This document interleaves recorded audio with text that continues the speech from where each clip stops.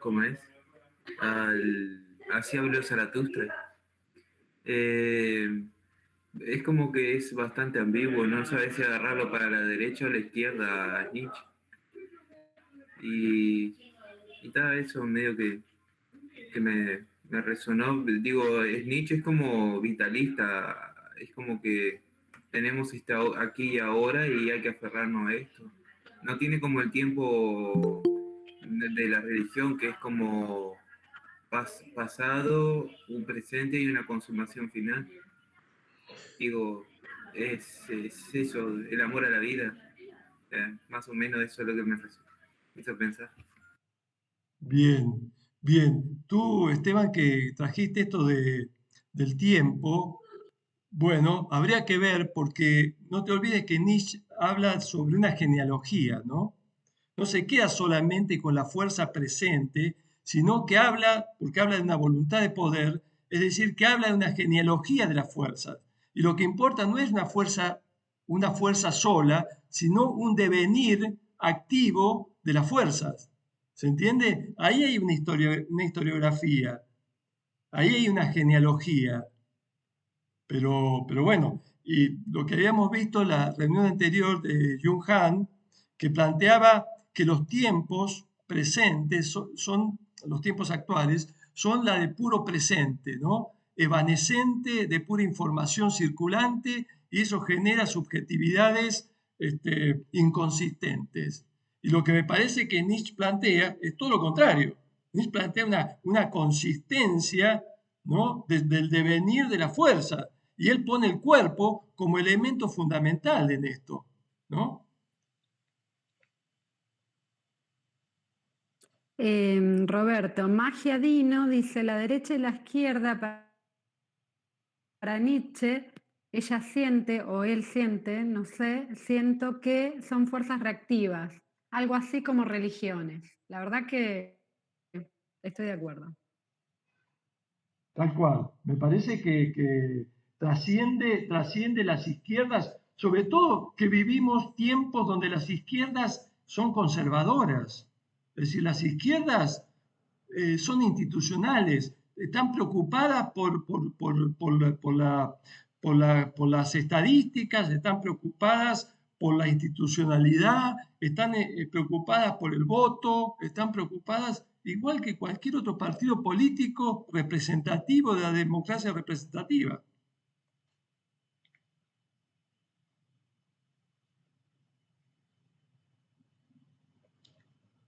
Les comento, Sí, chicos, Deleuze, perdón, un segundo, estoy grabando, no sé si están todos de acuerdo, si hay alguna objeción. Digo esto, grabo para, sobre todo para los que no pueden participar, que tengan el material de alguna forma. Espero que se grabe, ya tuve un intento fallido, así que vamos a ver si esta vez se puede grabar. Disculpa, Janina. no, lo que quería decir es que Deleuze hace una construcción ahí con Guattari más tarde, más temprano, por ahí, por esos tiempos, hablando de la estratificación, que tiene mucho que ver con ese devenir de las fuerzas reactivas, ¿no? Como ir poniéndonos capas a la esencia. Y algo que dice ahí el texto, activo y reactivo, eh, que pude pesquisar, es esto que no es una fuerza sin la otra, no hay un reactivo sin un activo, ¿no?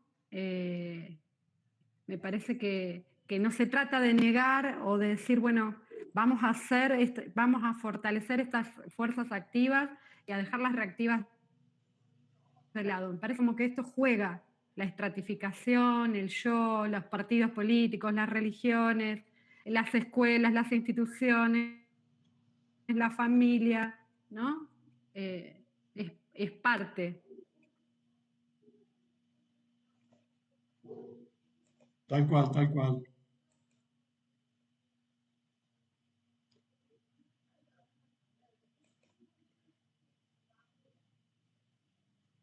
Pide la palabra Estela Iña. ¿Qué tal? Buenas noches. Hola. Creo que, digamos, se sustrajo del texto de Han el tema del cuerpo. Creo que se quedó, digamos, quedó como una lectura a propósito de la afectación de la época en el cuerpo. Y, digamos, leyendo a Deleuze, digamos que a su vez lea Nietzsche, hay algo que me resonó respecto a Spinoza, digamos, del tratamiento del cuerpo que hace Spinoza. Y ya sabiendo que obviamente Gilles Deleuze es espinosista, y la lectura que hace de Nietzsche es una lectura espinosista, me pareció. Sobre todo en cuanto a la potencia y al quantum, a la cantidad. Esto me parece una manera de medir la fuerza, no la calidad necesariamente, pero la cantidad. Pero la cantidad no como mera acumulación, me pareció, ¿no?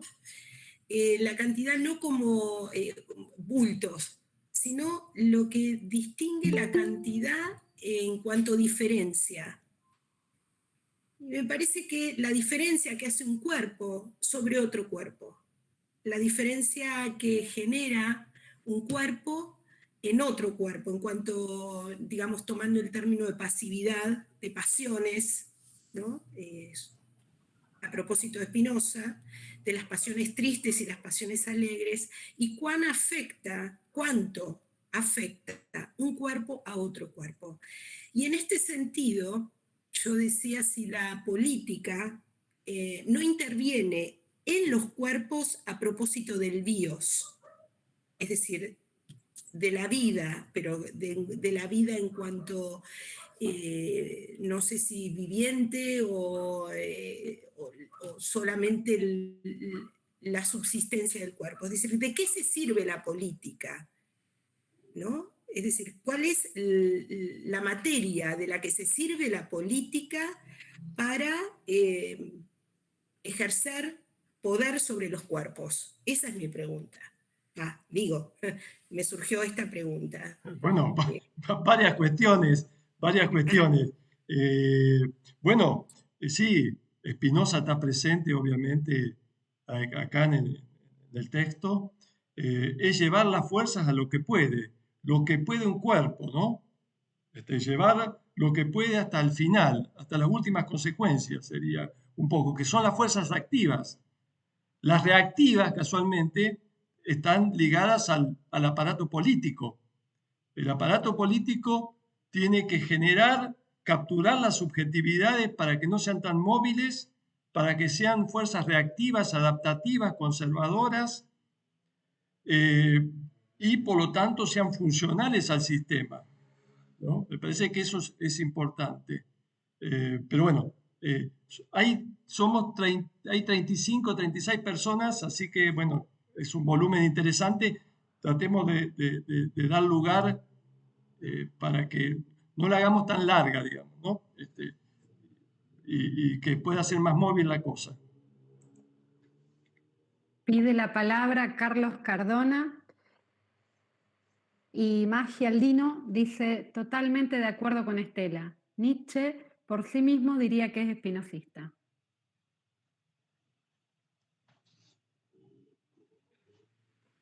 Vale, gracias. Bueno, lo que quise decir es que me parece que Nietzsche por sí solo es espinosista, además de que Deleuze hace una lectura espinosista. Evidentemente Nietzsche recoge la lectura de Spinoza porque habla de lo mismo. El filósofo tiene que ser bailarín, pasiones alegres, ¿no? Qué sé yo. Gracias. Bueno, con respecto a eso, alguna vez me comentaron que Nietzsche hizo un comentario sobre Spinoza de que de alguna manera en algún punto fue uno de los filósofos que admiró, ¿no? Pero pues uno va, digamos como que va adelantando lecturas y después también ve un distanciamiento en los dos, ¿no? En Spinoza y en Nietzsche, pues yo lo tomo como desde la perspectiva de que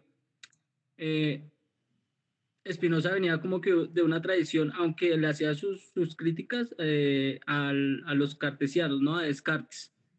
Y eso tiene como que unas implicaciones en cuanto al pensamiento científico, que es también una de las cosas que va a criticar Nietzsche y que lo deja claro Deleuze en esta lectura. Con esto, pues digamos como con lo científico, ahorita Esteban tocado el tema del tiempo.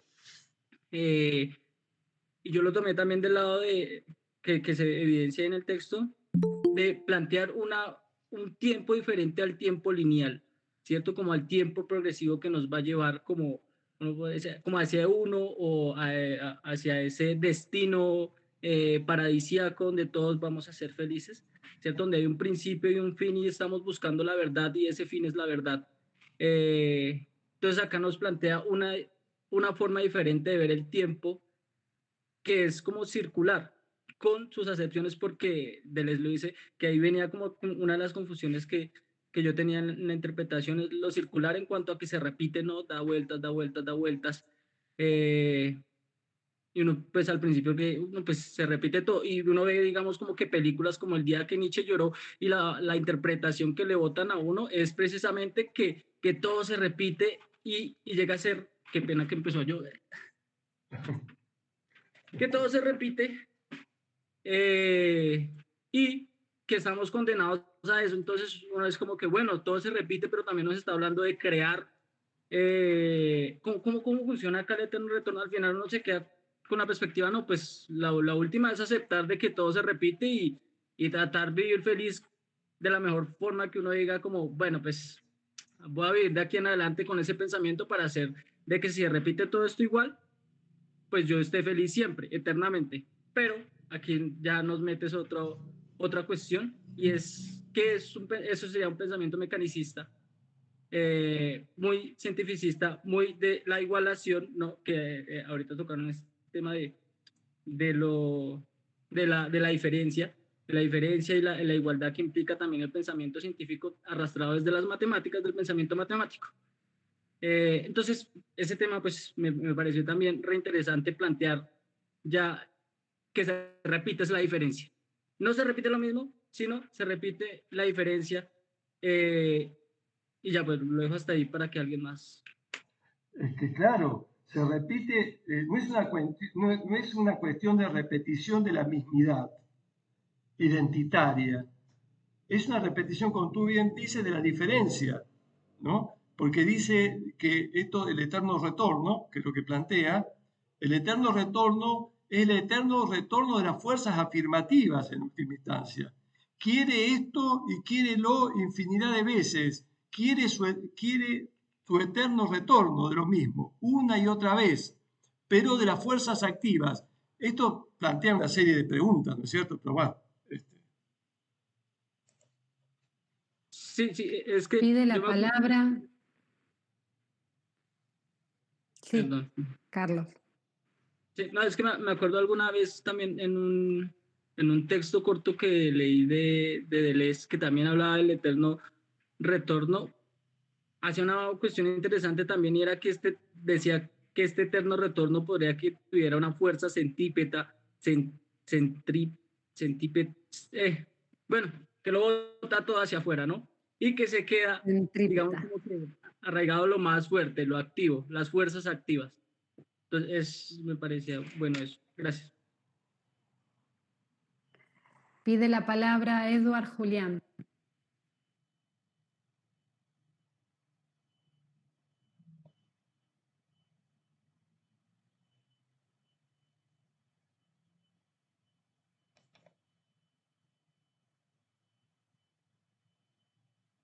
Hola, buenas noches. Ahí está, Eduard, te escuchamos. Qué pena, yo estoy mal de conexión. ¿Ustedes me escuchan bien? Sí. Sí, listo, vale, gracias por el gesto. Sí, el audio está algo malo para mí.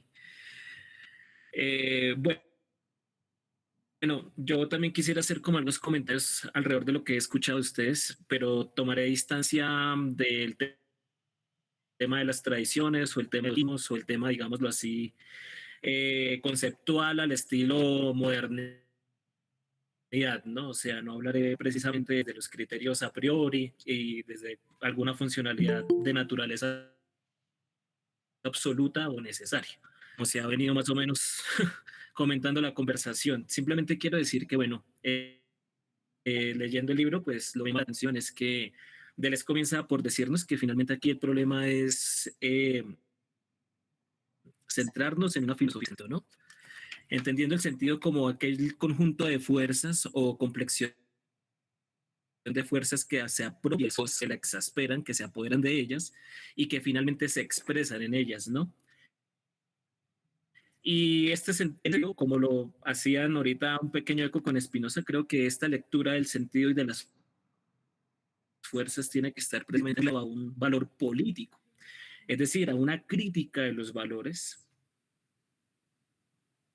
Eso viene a replantear, bueno, ¿qué hemos heredado de la modernidad? Sí, algo que Nietzsche también ya denunciaba en sus consideraciones intempestivas, el nuevo conformismo, la sumisión.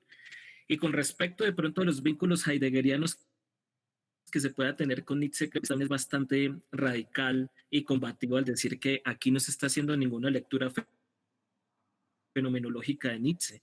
Poner precisamente el pensamiento de él al servicio del conformismo, al servicio de un criterio o una creencia de un supuesto origen o de un supuesto arjé como fundamento o causa para hacer filosofía, lo cual, pues, digámoslo así, no es el caso. Aquí se trata, según pues la lectura que he hecho, una filosofía de los valores, de una filosofía a martillazos, que nos permita más bien pensarnos y realizar la transmutación de los valores, la inversión crítica.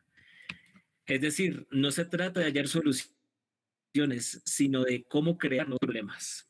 Esto, digámoslo así, que me llama la atención, Deleuze lo pone en un concepto que él dice o lo expresa como evaluación, entendiendo la evaluación ya no como digamos, una mirada ortodoxa de cooperación, sino como un elemento diferencial precisamente entre los valores que intentamos corresponder del crítico creador, ¿no?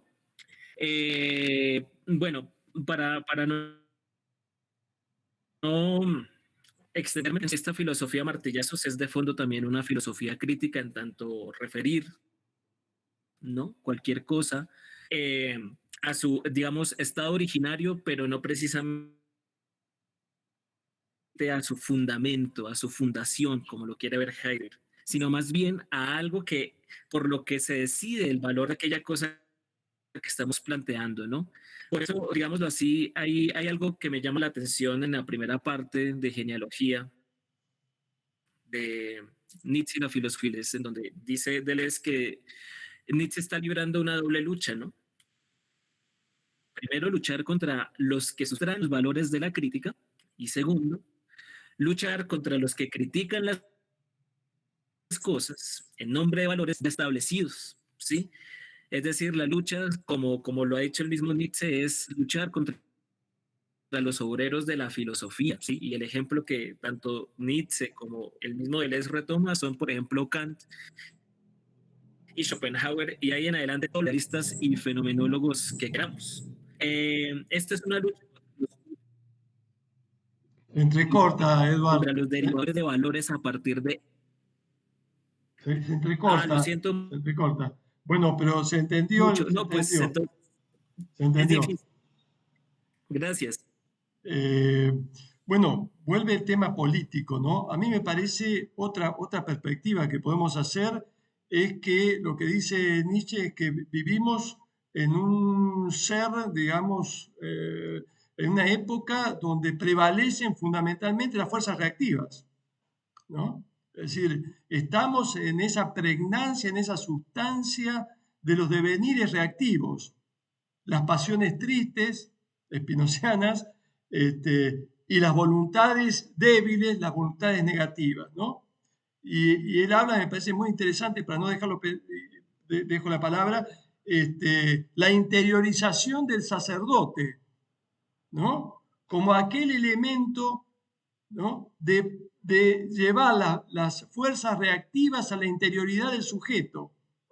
Gran elemento despotenciador ¿no? Donde el sujeto estamos marcados por yo soy culpable, ¿no? Es por mi culpa, es decir, cargar en nuestras espaldas el peso de la culpa es un gran elemento y una gran estrategia religiosa, sobre todo el cristianismo, ¿no? Para generar subjetividades débiles, voluntades desfallecientes, culpógenas, ¿no? Me parece interesante eso. Magia Aldino comentaba en relación a lo que decía Carlos, el azar habita en el eterno retorno, en relación a lo que decía Carlos Cardona. Silvina Renela pide si podemos subir los textos al chat. No sé si es posible. Y Esteban de Melo pide la palabra. Bueno, yo quería pensar así, que una de las maneras de salir de esto, de esta fuerza como alienada, así, eh, sería esto de las 3 transformaciones del espíritu, tipo el camello que cargas con la joroba, después el león que empieza como a rebelarse contra los valores, y después el niño que juega y crea. Digo, un poco esto, pero no sé si eso se hace individualmente o colectivamente, porque también trayendo un poco eh, creo que era Spinoza, que los individuos somos singularidad, y cuando nos juntamos con otro individuo, nuestros cuerpos se potencian, nos volvemos más, nuestra singularidad aumenta su fuerza. Eh, Creo que por ahí va mi pensamiento, no sé si es coherente o a alguien le resuena.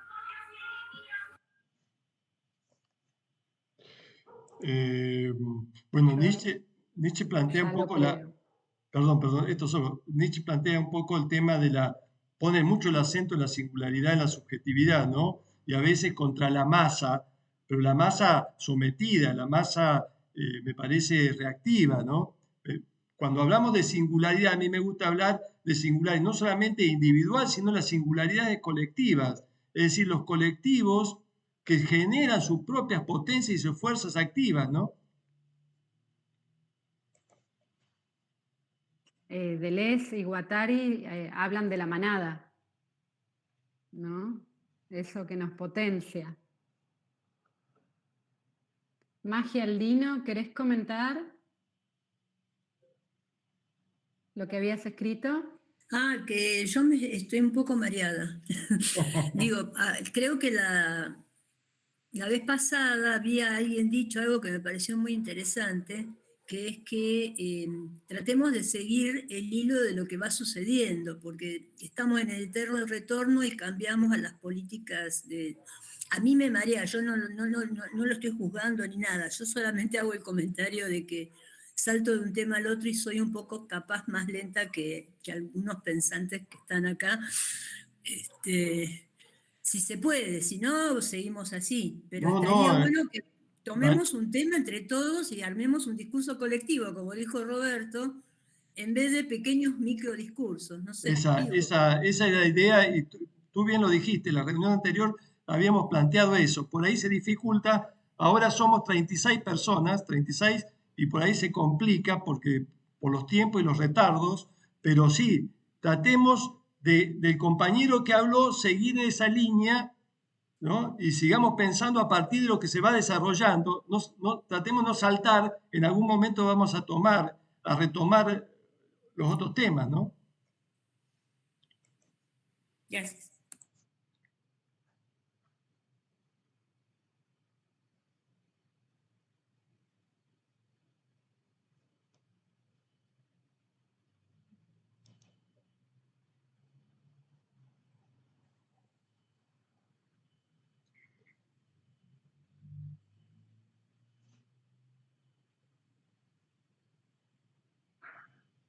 Bueno, no sé. Edward Julián había hecho también un comentario, Roberto.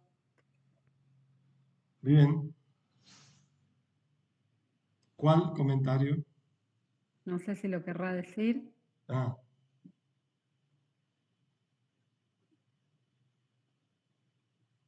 Dice que a propósito de lo dicho por vos, Roberto, la filosofía debe ser una sintomatología, dice. Una semiología. Desde allí el problema de las fuerzas no es un tema de fenómenos, sino de sentidos, sucesión y apropiación de fuerzas.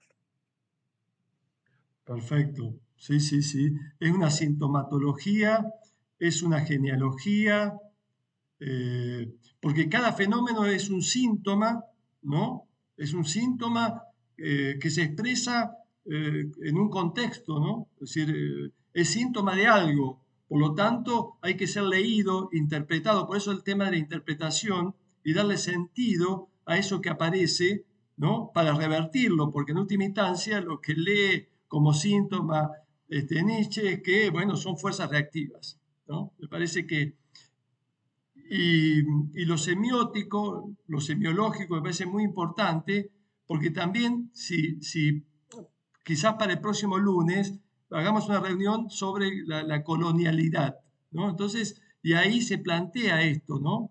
Que el poder, salto un poquito, pero voy con esto del sentido, que el poder, por ejemplo, del eurocentrismo, no es solamente una geopolítica de un lugar físico, ¿no? De Europa, sino que es una lógica, es una semiología, es una epistemología de dominación. ¿Se entiende? En este sentido quería seguir lo de sentido y significación, etc.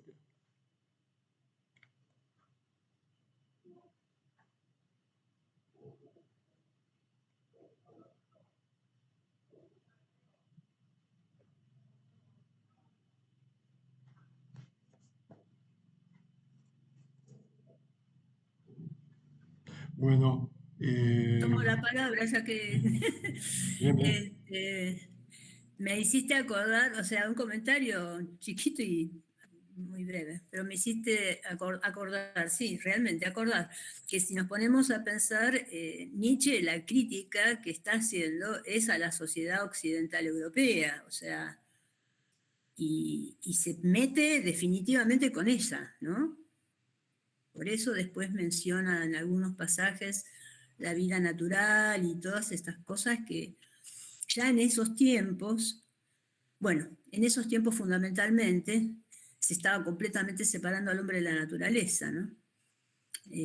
Bueno, ya me había empezado mucho antes, pero creo que es lo más crudo que nos pasó, esta distancia entre el ser pensante y el ser vivo, para decirlo de alguna manera. Bueno, ese comentario nada más.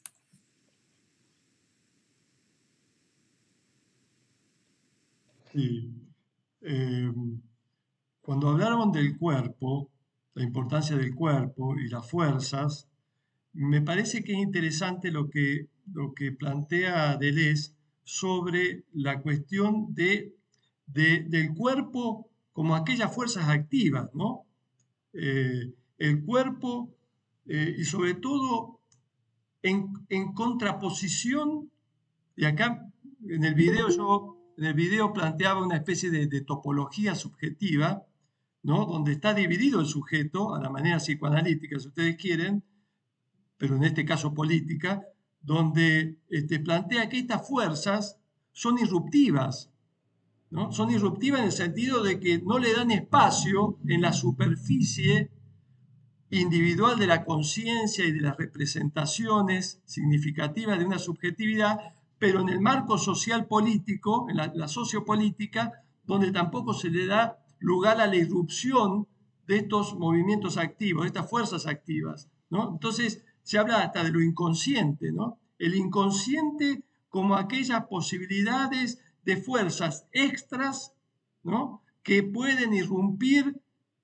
en una subjetividad generando, ¿no es cierto?, generando cierta potencia, ¿no? Porque si vemos que nuestra sustancia subjetiva está plagada de fuerzas reactivas y de pasiones tristes, ¿no? La posibilidad de conectarse junto con un colectivo o individualmente, lo que sea, la posibilidad de abrir nuevos flujos, y acá está lo crítico, acá está la inversión de los valores.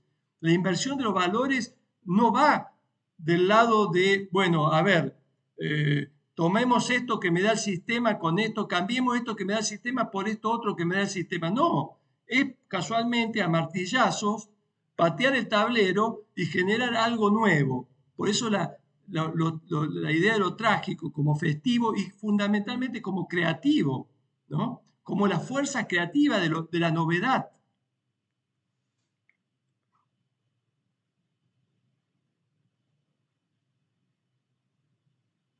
Isma Reyes, Roberto dice, Antonin Artaud, que pienso entra en este grupo de pensadores, se fue a México en el camino de criticar el eurocentrismo, el pensamiento occidental hegemónico.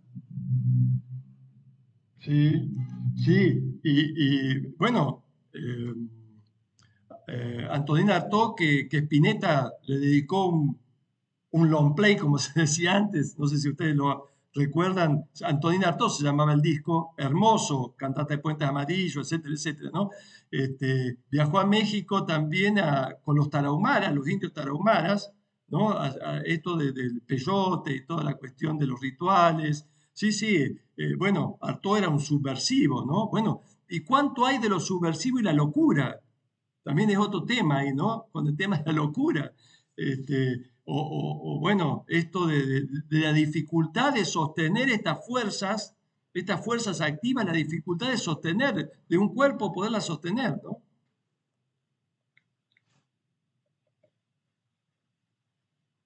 Bueno, de hecho, Deleuze habla de, ¿no?, de esquizofrenizar el discurso, ¿no? Desandarlo. Claro. Y habla de las escrituras de los poetas, ¿no? Cita a Proust también, en relación a esto de ser extranjero en la propia lengua. Porque ¿no? porque Poder desandar lo que nos establece, lo que nos determina. Porque la esquizofrenia como modelo, digamos, como modelo político, el esquizoanálisis que habla Deleuze, plantea casualmente esto, una ruptura con la estructura conceptual del neurótico estándar, ¿no? O del sujeto individual estándar, el sujeto común estándar. Eso plantea, porque la esquizofrenia lo que plantea es flujos liberados de alguna forma, ¿no?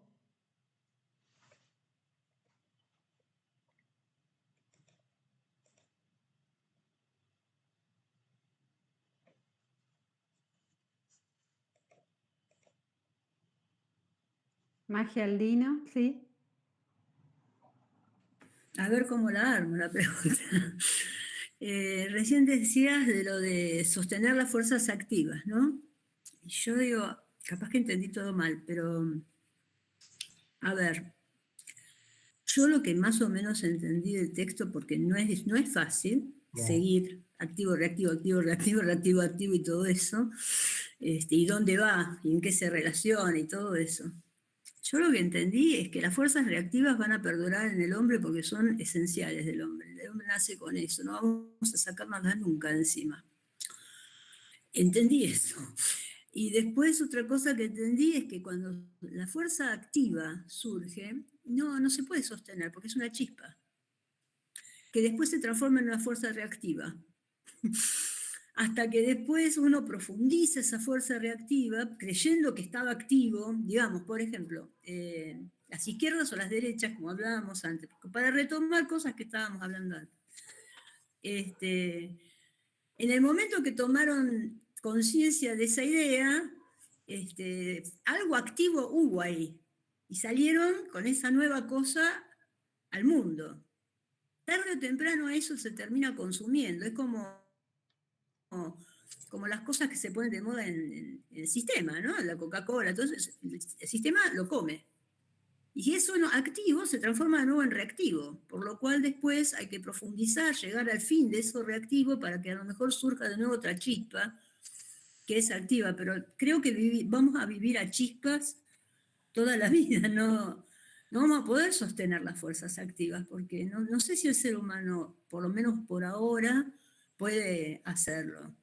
Quizás el sobrehombre, digamos, ese hombre, el que le corte la cabeza, como era a la serpiente negra que estaba ahí en el texto decía, que estaba dentro del profeta, del pastor, no me acuerdo, llegue a poder lograrlo, pero si no, me parece que vamos a vivir, lo importante es saber que son reactivas y llevarlas hasta las últimas consecuencias para después, o sea, no asustarnos de eso, me parece también, ¿no? Bueno, estoy hablando mucho, un par de ideas nomás.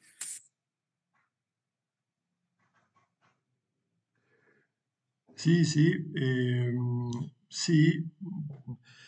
Plantea toda una serie de preguntas esa, ¿no? Obviamente, porque si de pronto tenemos en claro la potencia, que en última instancia te podemos poner un término, felicidad, alegría, creatividad, flujos, ¿no? Donde un sujeto tenga cierta potencia en sus producciones deseantes, etcétera, etcétera. La pregunta es, ¿pero y por qué no lo hacemos? Entonces, ahí chocamos por supuesto, con el contexto sociopolítico que impide eso, pero no solamente eso, sino chocamos con nuestro propio ser personal que se sabotea a sí mismo y bueno, y prevalecen las fuerzas reactivas en última instancia. Es todo un tema interesantísimo ahí para ver, ¿no? Mientras tú hablabas, me recordaba un autor que me parece muy interesante, que está en la antípoda, es más, sacó un libro en contra de Deleuze, no en contra, esto que es Alain Badiou, pero que tiene unos trabajos interesantes y sobre todo cuando habla del acontecimiento, ¿no? El concepto de acontecimiento. Entonces no aparece en cualquier momento estas fuerzas activas acontecimentales. Aparecen en aquellos momentos, por ejemplo, Badiou lo habla del amor, ¿no? Cuando dos seres en ese encuentro de dos, que ya dejan de ser uno para de alguna forma pensarse del dos, en la intensidad del dos, o dice el artista en su fuerza creativa, o en la política, ¿no? En las cuestiones de la producción política, ¿no? De ruptura y de generación, el Mayo francés, ¿no? Y por ejemplo, cuando decías de esto de las fuerzas activas, después las reactivas, fíjate lo que pasó, por lo menos como pregunta, ¿no? ¿Qué pasó en Rusia, ¿no? Con esto de los soviets, cuando hicieron la gran revolución que fue la esperanza mundial, la revolución rusa, y que de pronto terminó en la cosa nefasta del estalinismo, ¿no? Si fuerzas activas, revolucionarias, generadoras de una fuerza revolucionaria terminaron, ¿no? En fuerzas reactivas de la burocracia estalinista que asesinó un montón de gente, ¿no? Preguntas. Roberto, Esteban de Melo tiene una pregunta. Sí, se me volvieron dos cuestiones ahí. Esto de lo activo y reactivo, después preguntando dónde entra acá esto de la voluntad de poder y ya que venían hablando de los soviéticos, esto de que fue una fuerza creadora, se terminó como volviendo algo nefasto. Es como esto de lo instituido, instituyente, así. Se instituye algo nuevo, pero a la vez se institucionaliza. Y siempre este movimiento interminable. Fíjese Chile, el ejemplo de Chile, ¿no? Que salieron a las calles, apareció como una chispita tomando la representación de María, una chispita en una secundaria, no recuerdo bien cómo fue, y empezó a organizarse y empezó a generar y puso patas para arriba todo el sistema, ¿no? Cuestionando y buscando toda una cuestión de repensar la Constitución, etcétera, etcétera, ¿no? Ahora, ¿qué va a pasar? ¿Qué va a pasar? Cuando ahora vayan a tratar eso, lo va a tomar el Estado probablemente, y ahora que hay una fuerza de izquierda, vamos a ver si no se tornan conservadores y aplastan esas ideas revolucionarias, ¿no? Y con respecto a lo que preguntaba Esteban de voluntad de poder, me parece que lo que plantea el autor de alguna forma es que las fuerzas que están en relación con otras fuerzas, la esencia de la fuerza es su relación con otras fuerzas, fuerzas activas en relación con fuerzas reactivas y viceversa, están como, digamos, como un elemento interno a las fuerzas, ¿no? Que de alguna forma las dirige, o bueno, ¿no? Le da una historicidad, una genealogía, ¿no? Y transforma las fuerzas activas en una voluntad afirmativa. Es decir, la voluntad afirmativa es la que sostiene las fuerzas activas y la voluntad negativa, nihilista, vivimos en un tiempo nihilista, porque son las voluntades nihilistas las que gobiernan el universo en este momento, el mundo, digamos, generando y actuando a través de las fuerzas reactivas. ¿Se entiende? Algo así me parece que abre un sinfín de preguntas, obviamente, pero es esto, ¿no? Las fuerzas necesitan la voluntad, que es el elemento interno y que le da la historicidad, la genealogía, para generar un devenir. Por eso la voluntad de poder, ¿no? es el devenir de las fuerzas, ¿no? Entonces tenés la fuerza y tenés el devenir de las fuerzas, que ahí está ligado a la síntesis y a la genealogía que hace la voluntad de poder. No sé si te lo compliqué o no sé. Roberto, ahí Raúl Jorge Nicolás Roland Lobos hace una pregunta que me parece que se relaciona.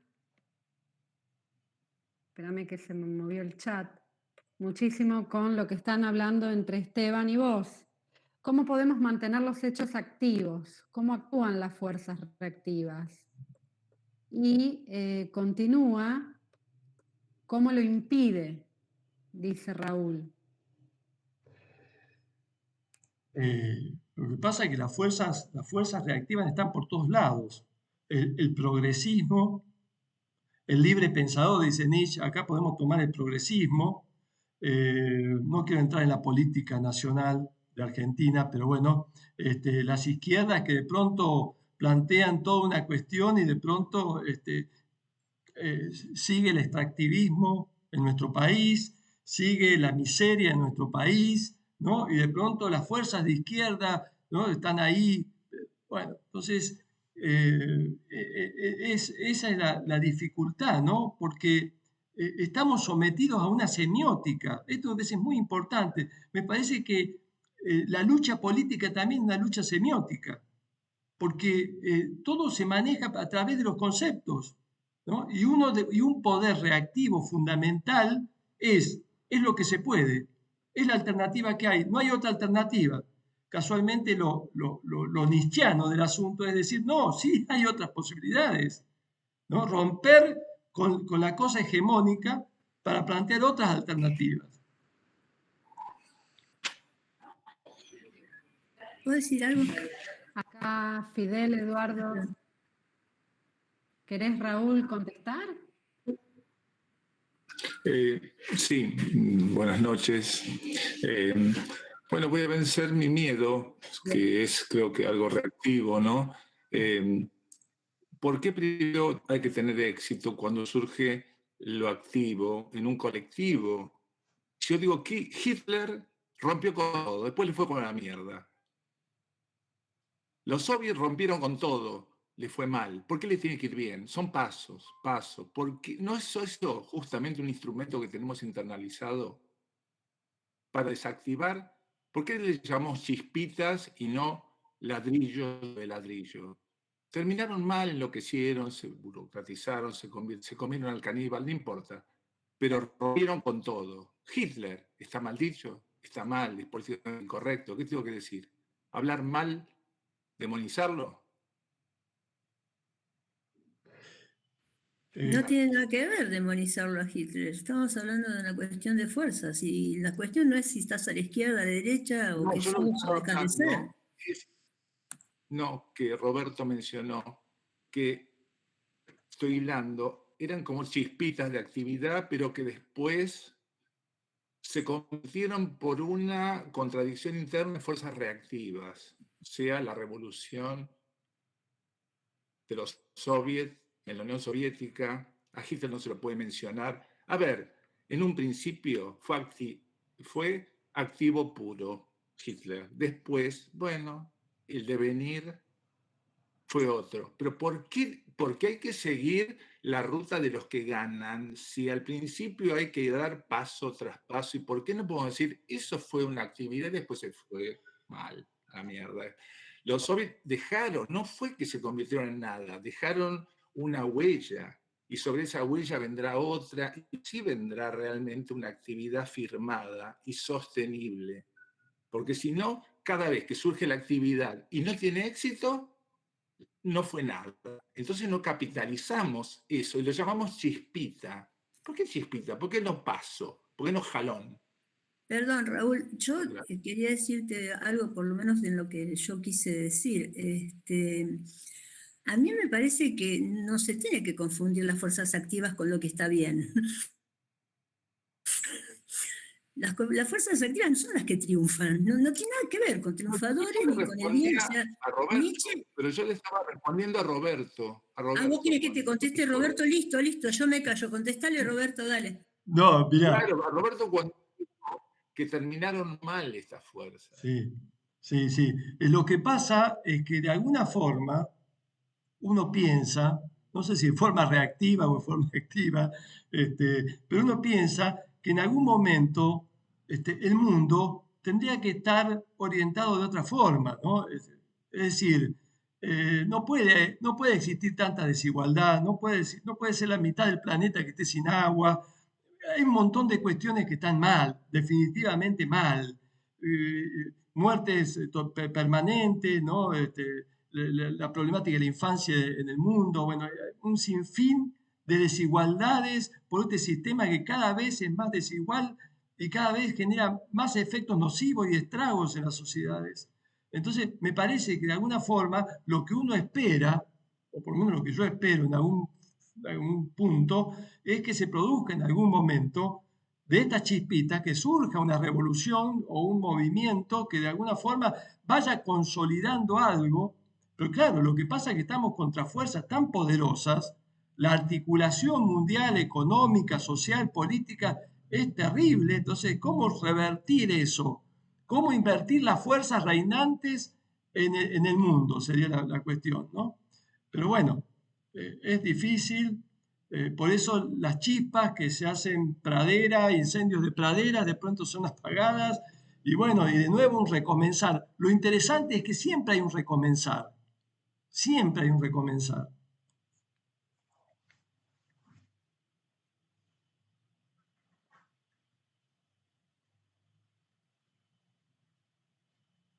Se hizo un silencio. Continúo con los comentarios, Roberto.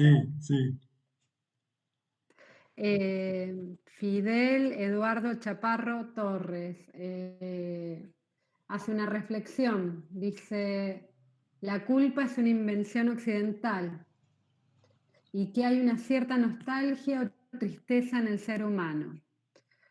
Y Carlos Cardona pide la palabra en relación a alguna cuestión hablada hace algún ratito. Bien. Carlos. Gracias, Janina. Perdón.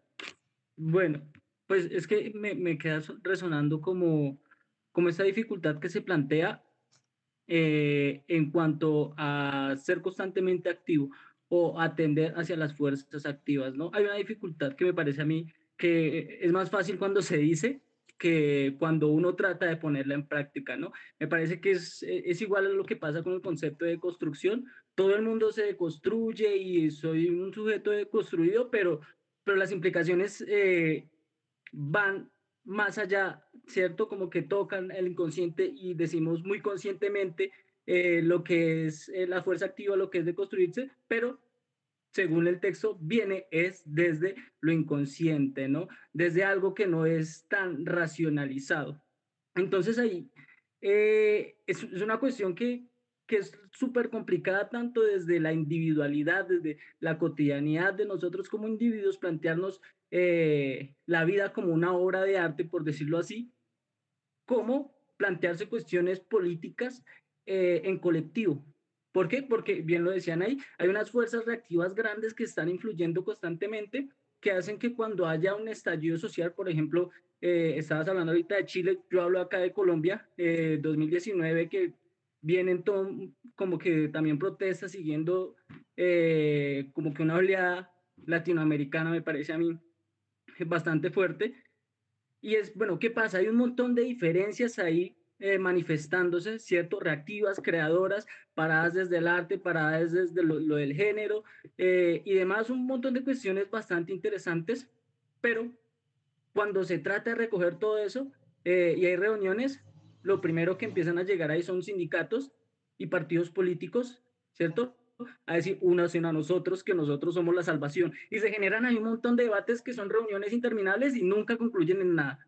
Y a la final, me parece que lo activo sigue moviéndose, pero es difícil porque uno piensa, como decías, desde lo reactivo y es, bueno, necesitamos que se organice y pero a la final no porque le quita potencia. Es una cuestión bastante complicada, me parece a mí.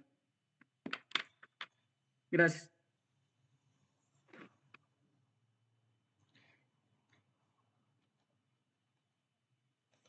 José Miguel A.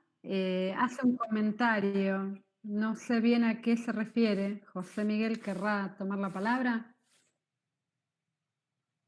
Tomen la palabra, chicos, esto no es de todos, participemos todos. No, mi comentario era muy sencillo, que estábamos hablando de la chispa. El comentario fue que cuando se vive en la oscuridad reactiva, una chispa es como luz. No es tan poca cosa.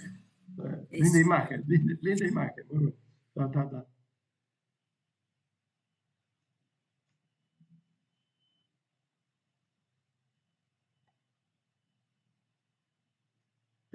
Bueno. ¿Pedías la palabra nuevamente? ¿Yo? Sí, yo quería agregar algo nada más, Estela. Quería agregar que me parece que se están, digamos que son cuestiones de estructura las que se plantean a nivel filosófico. Las fuerzas no es mi fuerza, no es la fuerza de la política, me parece que tiene que ver con el movimiento propio de la vida y del cuerpo. Entonces, me parece que, digamos, sustraer esos significantes, llamémoslo, esos elementos, y arrastrarlos hacia un discurso, ya sea político, ya sea partidista, es como querer hacer uso de algo que es propio, que tiene vida propia, ¿se entiende? Me parece, ¿no? Porque tanto el eterno retorno como, digamos, la dirección de las fuerzas son cuestiones de la física en un punto. Y me parece que tiene que ver tanto con la vida como con la muerte. Y bueno, y si se sustraen estos elementos y se los subjetiviza y se los apropia, ahí hay otro movimiento que me parece que hay que empezar a tomar con pinzas, ¿no? A tomar con pinzas y hablar de otra manera, me parece, ¿no? Hablar de otra manera. Pero bueno, es eso lo que quería señalar. Pero es genial lo que tú dices, Estela, hablar de otra manera. Lo que pasa que como estamos colonizados semióticamente, llevamos sin darnos cuenta a las categorías, ¿no? A las clasificaciones de nuestro ser eurocentrista, digamos, de alguna forma. Pero totalmente, me parece que esto del cuerpo es fundamental. Y me parece, para seguir un poco con la imagen de las fuerzas reactivas, Nietzsche y Deleuze toma la fuerza del resentimiento, la mala conciencia y el ideal ascético. Recuerden estos tres elementos fuertes, ¿no? El resentimiento contra el otro, ¿no? El espíritu de venganza, etcétera, etcétera. Que luego, a través de la mala conciencia y a través del sacerdote, del cristianismo, etcétera, etcétera, genera una inversión de la fuerza y entonces la fuerza es del sujeto contra sí mismo, ¿no? Es decir, ya la agresión o la venganza no es hacia el otro, sino es contra sí mismo, ¿no? La culpa. Y dice Nietzsche y Deleuze que de pronto, bueno, y estos dos elementos, el resentimiento y la mala conciencia, terminan sintetizados por el ideal ascético, ¿no? De los ideales, de la cosa abstracta, ¿no? De todo esto que es una especie de síntesis de todo. Entonces, como serían estas tres fuerzas, las fuerzas nihilistas, las fuerzas negativas, las fuerzas que deprecian, y ahí tomamos el tema del cuerpo, que deprecian la vida, porque de alguna forma también este proyecto que estamos compartiendo todos es una política del vivir, más que una política, macropolítica institucionalizada, ¿no? Por lo menos es mi idea, ¿no? La posibilidad de esto, ¿no? Una política del vivir. Entonces, estas son las fuerzas, y acá me parece que un poco la sustancia nietzscheana es esto, ¿no? Son esas fuerzas que revierten, que taponan, que limitan a las fuerzas del vivir, para llevar a la vida una vida cansada, de pasiones tristes, de una vida conservadora, una vida adaptada, una vida sumisa, ¿no? Me parece que eso me parece que es muy poderoso en Nietzsche.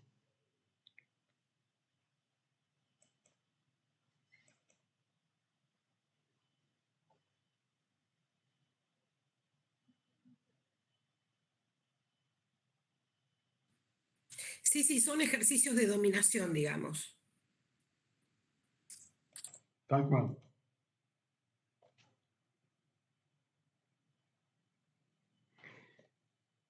Es decir, el mundo se tiene que organizar de alguna forma y a través del orden político, de las organizaciones internacionales y el sostenimiento de una economía capitalista, ¿no? Y una política neoliberal y un capitalismo cada vez más abstracto, cada vez que lleva las fuerzas al extremo, ¿no?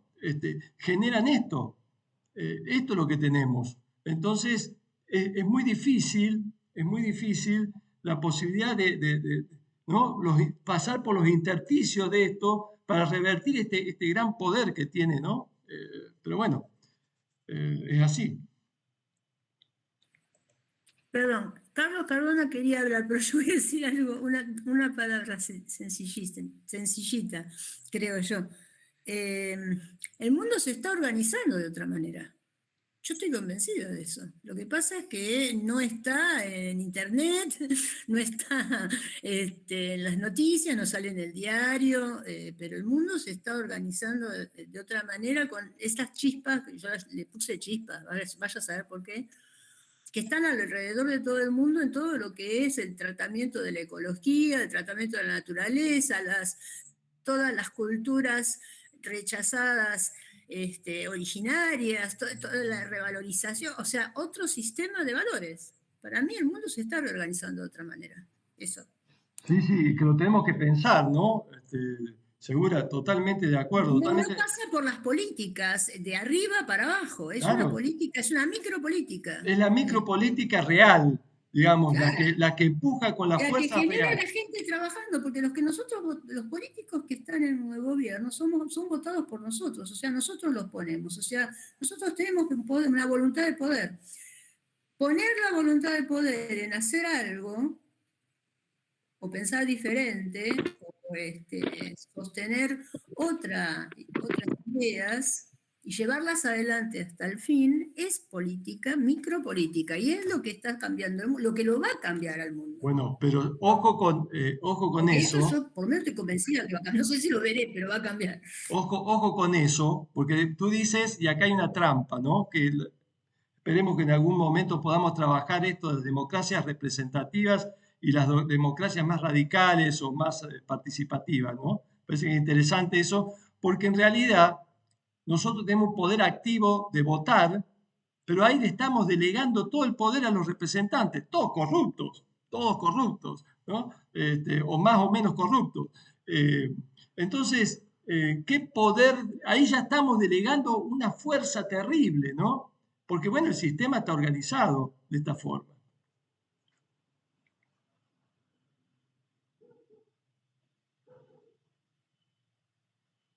¿Puedo decir algo?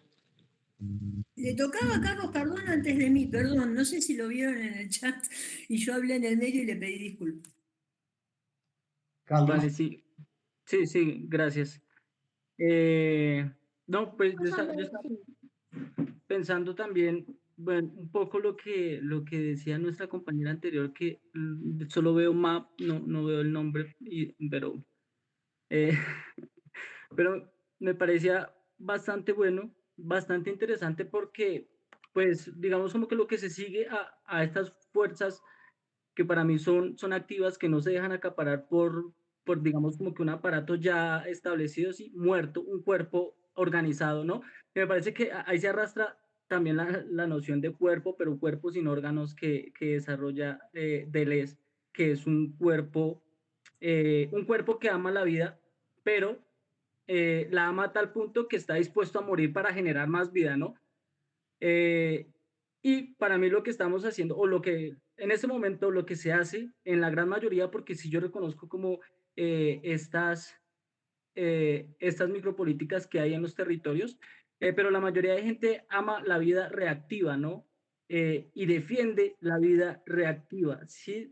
Incluso está de acuerdo a que se armen falsos judiciales o que se criminalice a estas personas que todavía siguen tratando de construir algo diferente. A que vayan y de pronto un barriecito que tiene una huerta, entonces no es espacio, es mío y llamamos a la policía y que nos destruyan eso y esta gente entonces peleando ahí los criminalizan y resulta, bueno, se generan un poco de conflictos ahí de resistencia a estas, digamos, como estas micropolíticas y ya, pues eso era lo que quería decir. Gracias.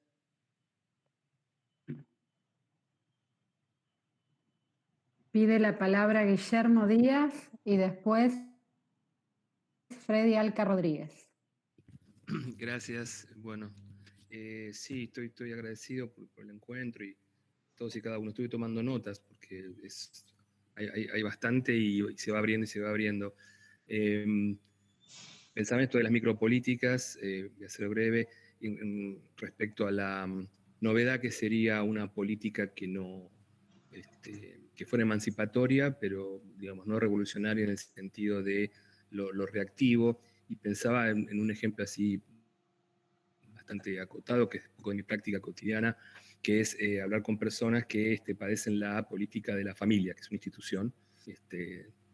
Entonces, bueno, está esa cuestión de lo reactivo, ¿no? Todo un hacer sobre la vida, que es el término que quería resaltar, que es un término así como, tiene una potencia de, bueno, la vida es la vida y listo, que vamos a abrir ahí, sí, todos saben lo que es la vida, pero en estas políticas de reacción, la vida que se anhela, que se pretende, por la cual también se trabaja y se transpira mucho, es toda una vida pensada en contra de la vida de la familia, digamos, ¿no?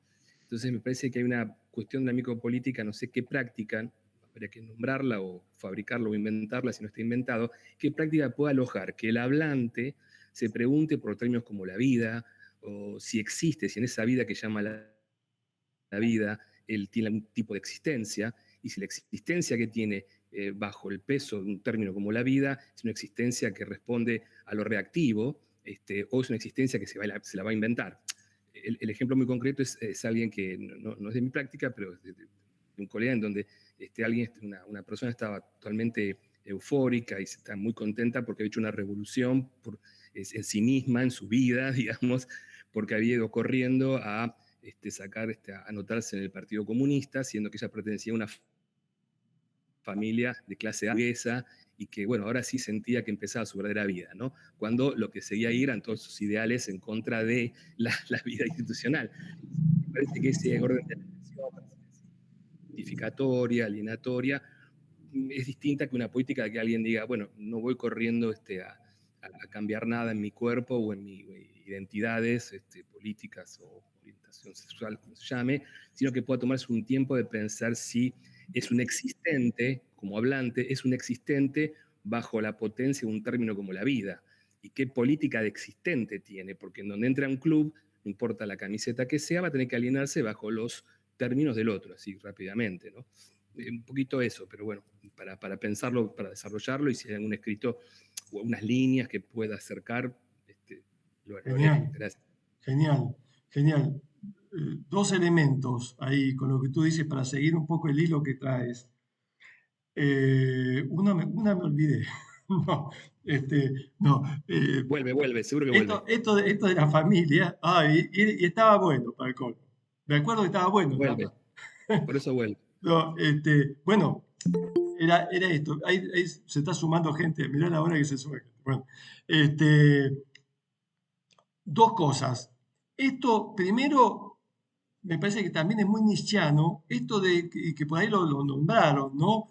El cuerpo. Esto se tiene que sentir, es decir, tiene que ir más del lado de las entrañas que del lado del pensamiento, ¿no? Me parece por un lado. ¿Por qué?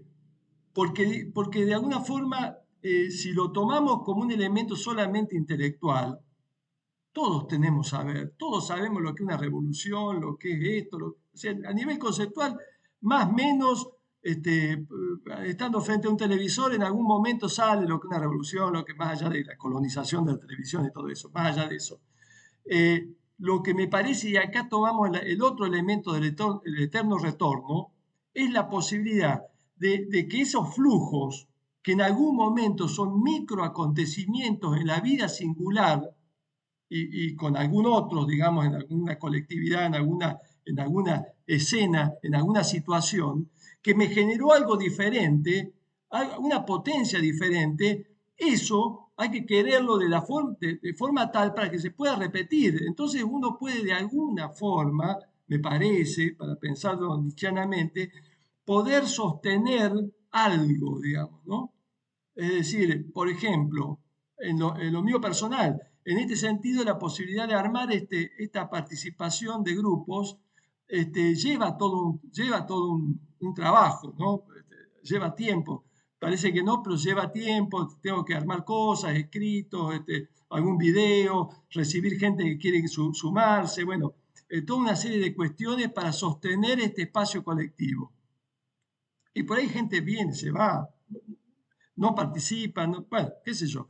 Entonces, pero esto, ¿no? La posibilidad de sostenerlo es esto. Si no, uno dice, bueno, ya está, ya hice la mía, bueno, listo, ¿no? Me parece que ese es un elemento interesante para la posibilidad que tiene que haber un suplemento, tiene que haber un plus. Y ese suplemento es la voluntad de poder nietzscheana, ¿no? ¿Qué Pero hace? no es complemento, ¿no? No es complemento. Suplemento. Es complemento, claro. Suplemento, es decir, es una suma, un plus, algo que se adhiere a las fuerzas y le da la motivación para que continúe y que el eterno retorno sea un devenir activo. Digamos, esto en los papeles, por supuesto, pero me parece interesante porque tiene algo que ver con la consistencia y con la insistencia de un sujeto en sus devenires propios, por un lado. Ahora, por otro lado, y cierro con esto, vuelvo a la primera reunión que tuvimos, no sé si alguno estuvo, que era de Rancière, sobre el maestro ignorante. ¿Qué dice Rancière? Y Rancière dice que el saber construido en las escuelas, son saberes estáticos, son saberes casualmente reactivos, ¿no? De la institución que aplasta las subjetividades. Y dice él, esto que viene de arriba, vertical, de la institución al docente, del docente verticalmente al niño, y el niño que tiene que repetir el texto, entonces dice Rancière, pero lo que se pierde es ese niño que en sus primeras concepción del mundo va tomando, va asimilando una palabra con una imagen, con otra palabra, con una imagen, ¿no? Con el mundo, y va con prueba y error, va generando en una diversidad y en una multiplicidad, acá vuelve lo nietzscheano, multiplicidad y pluralidad, va armando un mundo, ¿no? Con una actividad y una potencia y un devenir del niño impresionante. Por eso también Nietzsche habla del devenir niño, ¿no? Entonces dice Rancière, bueno, toda esa potencia de la subjetividad es aplastada para armar sujetos adaptados, en vez de poder armar una educación diferente que permita la expresión de las singularidades y en grupo, las potencias de esos niños, ¿no? Bueno, eso quería decir. Guillermo, guardame un minutito. Había pedido la palabra Freddy Alca Rodríguez. Sí, claro, claro.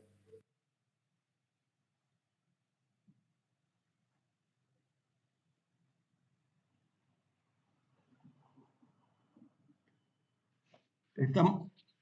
Buenas, ¿se escucha? Bueno, saludarlos, gusto de conocerlos. Bueno, sobre todo yo considero que hay que un poco, o al menos lo voy a decir a mi manera, ¿no? ¿Quiénes son los que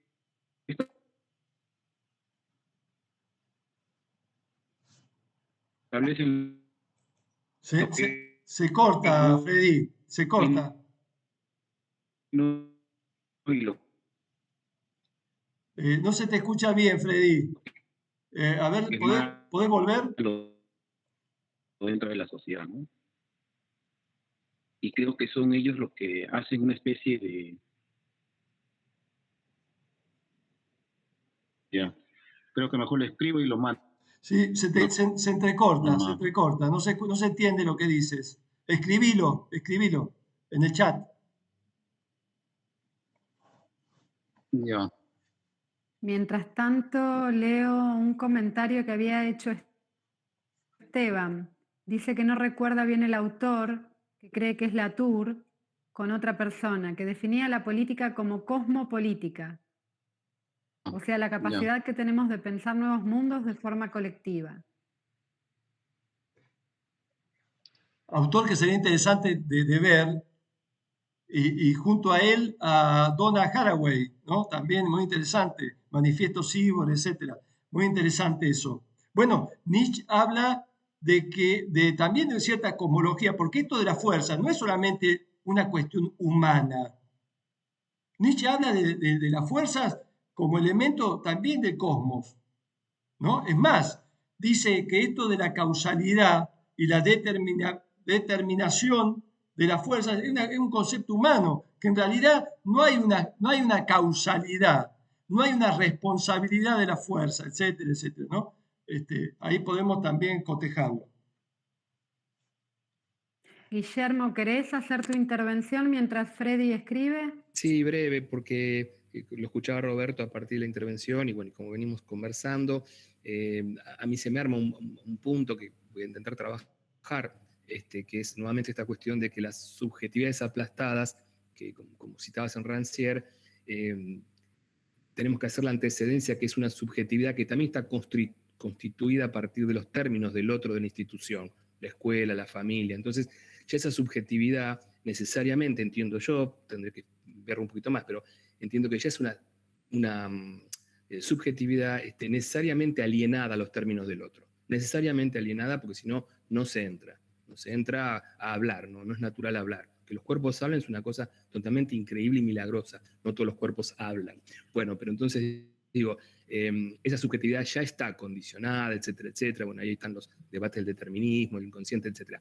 Ahora, hay algo del orden con estos términos que se me ocurren, puede ser otro. Hay el orden de la revolución que vuelve al mismo lugar porque está reaccionariamente respondiendo a la política de la subjetividad formada en la institución.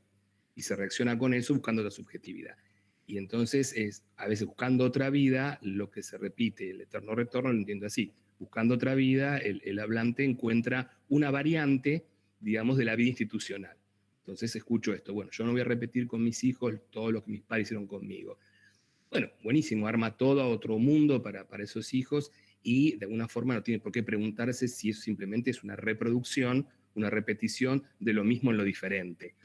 Ahora, me parece que hay un punto quizás se pueda ir abriendo, a mí me interesa, lo intentaré, que es cuál es la experiencia de un orden de desalienación de las subjetividades formadas en las instituciones y no de modo reaccionario, que traté de decirlo, ahora que porque me escuché, les agradezco que me dejen nuevamente tomar la palabra, me escuché cuando traté de decirlo en el sentido de la pregunta del existente bajo los términos de la vida, por ejemplo. No es lo mismo decir, bueno, voy a decidir pensar qué vida voy a hacer, sino estoy en condiciones de pensar por mí mismo, emancipadamente, dónde voy a alojar mi existencia, o van a ser versiones de la vida, van a ser versiones políticas a la derecha, a la izquierda, arriba, abajo, para atrás, para adelante, de la subjetividad de salida, que es la que viene del otro, necesariamente.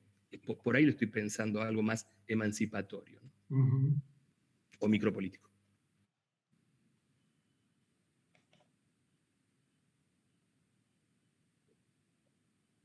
Ahí gente pide la palabra.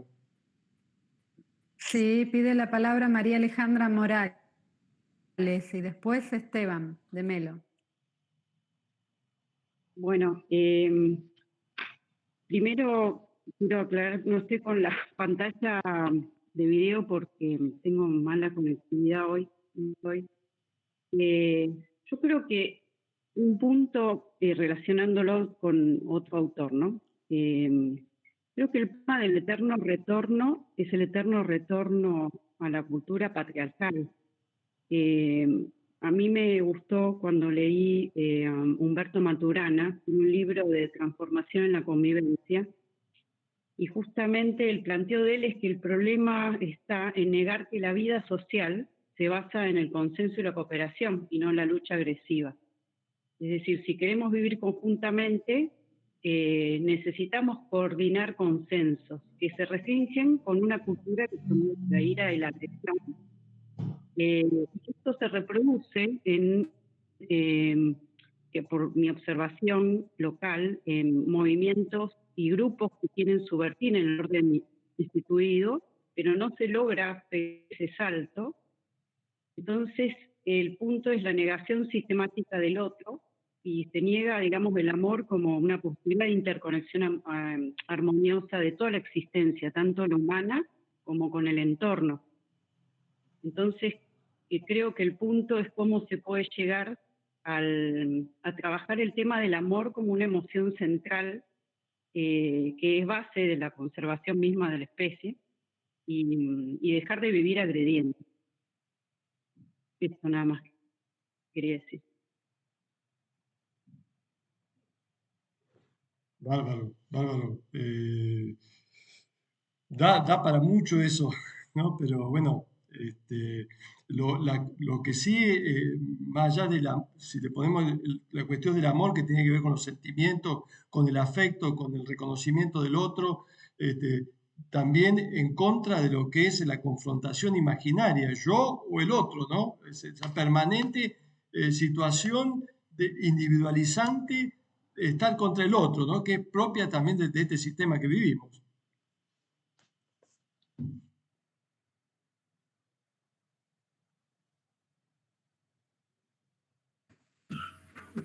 Bueno, solo quería hablar un poco de las líneas para pensar un poco de estos procesos, estos microprocesos que se dan para cambiar un poco las cosas. Esto de las líneas de fuga que son un poco misteriosas así. Por ahí no sabría desarrollarlo más, pero es como que esto es como que rompe los procesos así. Se viene dando algo y de repente pasa algo que no sabemos de dónde, de qué orden es, pero cambia todo el proceso. Básicamente eso quería aportar. Bueno, tal cual, Esteban, tú lo dijiste, que es el desarrollo que hace Deleuze casualmente de esto. Los puntos de fuga, las líneas de fuga, son eso, son fuerzas activas que subvierte, que se van por los intersticios hechos por la superficie, digamos, conservadora, superficie social o situacional que existe, e irrumpen como ruptura y generan ahí un efecto. Y ahí agregaría, bueno, puntos de fuga, líneas activas, acontecimientos, bueno, toda una serie de cosas que van en el mismo sentido, ¿no?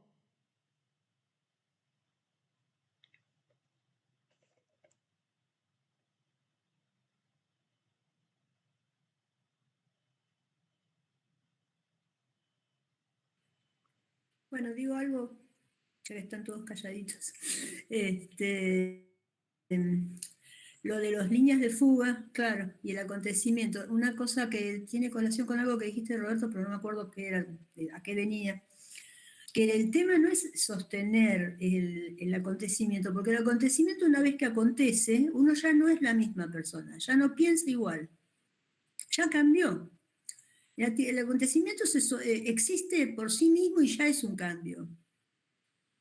Entonces, esperar que ese cambio de cambios es como una redundancia, para decirlo de una manera, ¿no? Porque es un cambio, o sea, son microcambios que se van dando en las micropolíticas, que no se quita que también la gente que esté en micropolíticas no tenga actitudes reactivas, tampoco es eso, ¿eh? O sea, reactivo y activo es una cosa que la tenemos todos. Deleuze decía, el tema no es hacer la revolución, sino devenir revolucionario, ¿no? Y eso es re difícil, a ver. Todos los días, cada vez que le voy a dejar de comer a los gatos, pienso si no se le reactiva, digamos. O sea, claro, no es fácil. La vida cotidiana no se reactiva. Hay una poesía de Cortázar muy buena que se llama Me caigo y me levanto, que él dice que nunca se sabe cuándo uno recae, y que puede recaer cuando se está afeitando sin un solo tajito, cuando salió del cine, recae sin conciencia como si nunca antes. Eso para mí es una... Me encantaría que la lean, se llama Me caigo y me levanto, es una oda a las recayentes, que serían los reactivos, que son todos. Pero el acontecimiento, cuando esa chispa, cuando hace chispa, cambió, iluminó de una manera que vos ya la tenés, me parece a mí. Ya la tenés. Después puede apagarse, pero eso ya te hizo distinto. Va, un comentario nomás. Es que esa, exactamente, lo pensemos al revés. Es decir, ese eterno retorno, ¿no? O ese empuje para generar algo nuevo, no se puede dar si las subjetividades no tienen las huellas de esos microacontecimientos. Es decir, tiene que estar encarnado, si no, no hay empuje, ¿no? No hay empuje tanto individual ni colectivo. Es decir, es esa vivencia, como tú dices, que te cambia de alguna forma porque te ha marcado, y yo agregaría no solamente como adulto, sino alguna fuerza en nuestra historia personal, y tomo acá, vuelvo a Rancière, desde la infancia, ¿no? Algunas cuestiones que me sintonizan con estos puntos de fuga, con este sentir otra cosa, con esta posibilidad de experimentar otra cosa, ¿no? Es lo que me va a dar esas marcas que he tenido en algún momento de mi vida, son las que me van a dar el soporte corporal y sentimental para poder generar algo otro.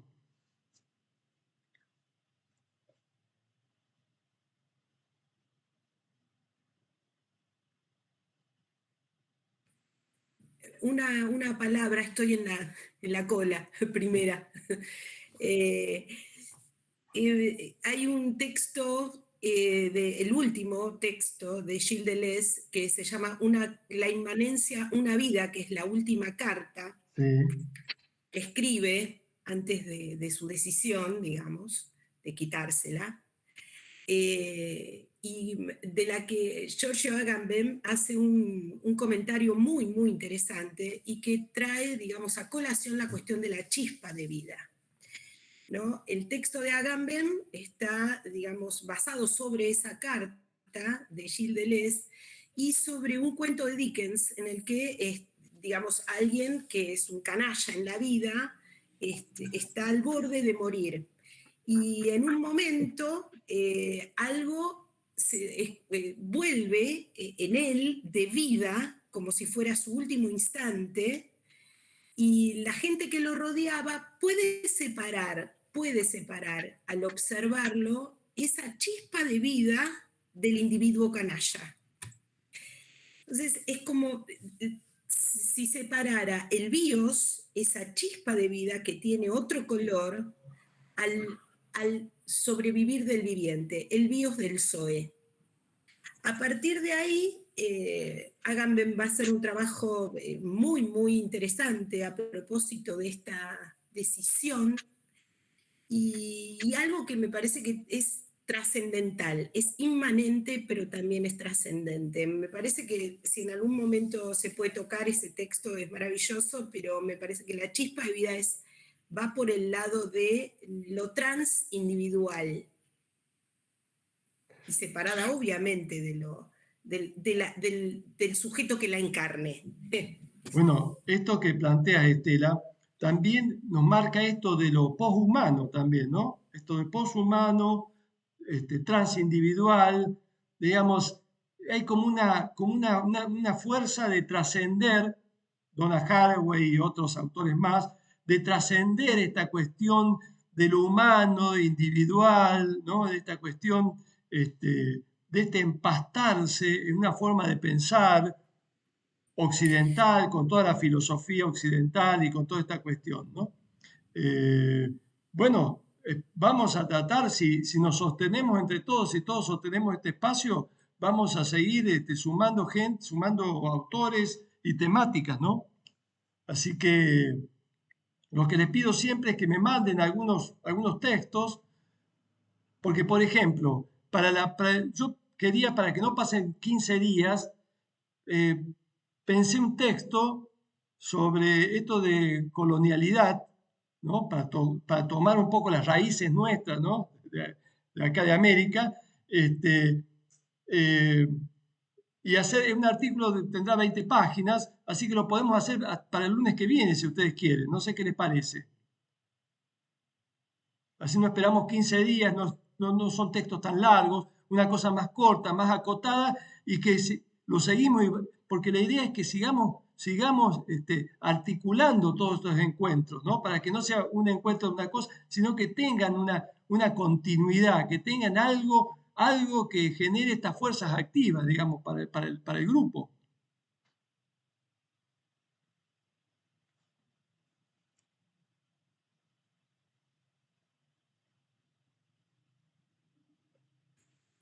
Acá escribió Freddy Alca, ¿quieren que lo lea? Bueno. Quienes establecen lo que es bueno y malo para la sociedad son los que enseñan a otros esos principios valorativos que lo hacen evaluando. La fuerza activa va contra ellos, toda chispa como lo llamaron. No es un acontecimiento simple, sino que va formándose en el cuerpo social, fuerzas reactivas hasta que logran estallar mediante una transmutación de valores. Y si existe alguna histórica de la fuerza activa, es apuntando primero a quienes son los que establecen lo que es bueno y lo que es malo bueno, ahí quedó, Muy interesante lo que escribió. Sí. Muy bien. Aparte, quedó lo de la chispa, quedó instituido lo de la chispa.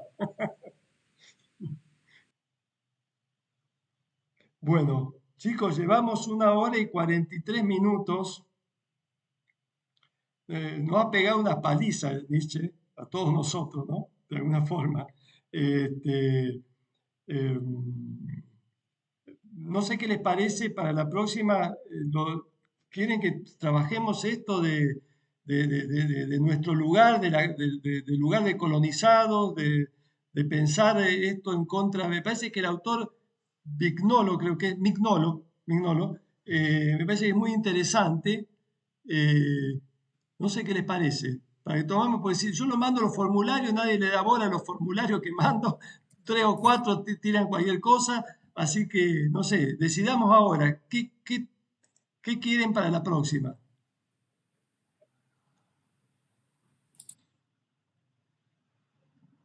Buenas noches, estoy de acuerdo que sí, podemos abordar el texto de Mignolo. Bien.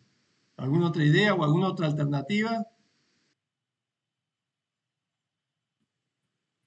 No, pues es bueno, ¿no? Porque de alguna forma con esto de lo de colonial se está trayendo acá la cuestión de las dominador-dominado, y también lo que nombraban de estamos todavía en un pensamiento occidental, ¿no? Y esto trata de pensar desde otro lugar, desde otros lugares, otra topología.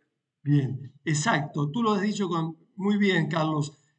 También ver, hay algunos, Kush, creo que el argentino también, que es interesante. Hay otro autor que no es argentino, que habla del corazonar. Fíjense qué frase interesante, hablamos del cuerpo, ¿no? Corazonar, como en contraposición con el logos occidental. También es interesante, digamos, pero a lo mejor puede ser esta una puerta de entrada para pensar desde nuestro lugar, ¿no? Así que, bueno, gente, ha estado muy buena la reunión. Realmente difícil el texto, pero bueno, algo lo pudimos articular, ¿no? No sé, ¿qué les parece? Perdón, Sí, yo quería solamente sí, agradecer primero la invitación. Fui invitada hoy y no tuve contacto con los textos. Después que me digan por lo menos cuáles fueron para te los mando, revisar. te los mando. Gracias, gracias. Bueno, buenísimo. Y por otro lado, también había algunas cositas que me resonaban con lo que después toma Nietzsche, como no ser gobernados de este modo, la problematización, la genealogía que hace, que toma de Nietzsche, por supuesto, pero me parecía como que es un autor muy, muy importante para esto, para pensar la actualidad siempre, por justamente esta indagación que hace hacia lo que, no hacia lo que no vemos, sino hacia lo que vemos, poner en cuestión de nuevo esta vida, estas prácticas, ¿no? Cómo no ser gobernados, estar viendo todo el tiempo una reflexión crítica de sí, ¿no? En las prácticas, como estaban planteando de otros modos. Me resonó. ¿Cuál es el autor? Perdón, se me escapó lo del autor. Michel Foucault. Ah, perfecto, sí, sí, por supuesto, por supuesto. Pero me encanta lo de la colonialidad, me encanta ese tema. Porque Bárbaro, es bárbaro. justamente cuestionarnos nuestras prácticas, de cómo no ser gobernados de este modo, ¿no? Exacto, exacto. Ahí tenemos un filón, ¿no? Ahí tenemos un filón importante con muchos pensadores latinoamericanos, bueno, anticapitalistas, pero sobre todo, bueno, de liberación, etcétera, etcétera, ¿no? Hay bastantes referentes que podemos ir sumando y agregando, ¿no? Así que, bueno, yo después, Silvina, te paso el link donde están guardadas todos los textos que hemos trabajado hasta ahora, ¿no? Buenísimo. Así que ahí te lo voy a pasar. No sé si tengo tu WhatsApp, nos comunicamos. Sí, sí, recién yo me comuniqué por el WhatsApp Bárbaro, con el link. bárbaro, bárbaro. No, qué buen diálogo, que hace mucho que no he escuchado un diálogo tan no sé si decir constructivo, pero sí, como que realmente de reflexión, de mucho cuidado al otro, respeto, cosas que fuera del polemos, de la polémica y todo esto que está tan de moda en los discursos. Aparte toda esta violencia en las redes, por ejemplo, ¿no? Esta violencia de confrontativa, esta cuestión, no, La llevamos, polémica del polemos, sí. esta es la cuarta reunión y realmente han sido todas muy productivas, quizás con algunas dificultades en la organización, pero bueno, pero han salido muy buenas. La reunión anterior que vimos a Jung Han, El aroma del tiempo, que hubo 45 personas y también se pudo dar una cosa también muy buena, y esta muy intensa, a mí me resultó muy intenso esta reunión de hoy, sobre todo por el autor seguramente, o los autores, así que, bueno, gente, esperemos que se haya podido grabar, vamos a ver, así que si se grabó, después lo pongo allá junto con nosotros, con el material que tenemos. Así que, bueno, entonces nos vemos ya no cada 15 días, sino con este texto que les voy a subir y nos vemos el lunes próximo. Así que es un texto corto, sean creo que 20 páginas, fácil de leer, así que muy, muy, muy interesante. Así que nos vemos en la próxima. Nos vemos, gracias. Nos vemos. Chau, chau. Hasta luego. Gracias. Hasta luego. Nos vemos. Un placer, un placer.